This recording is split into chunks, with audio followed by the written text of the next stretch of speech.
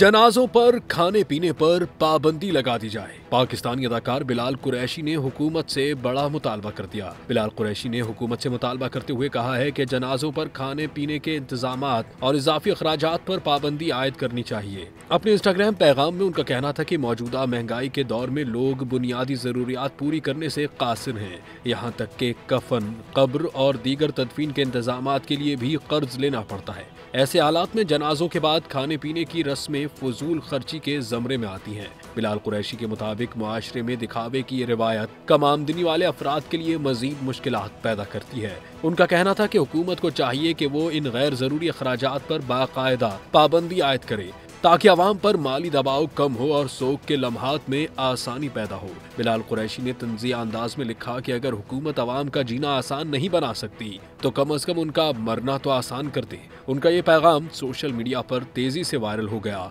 और कई सार्फिन ने इस मौक़िफ़ की हिमायत की है।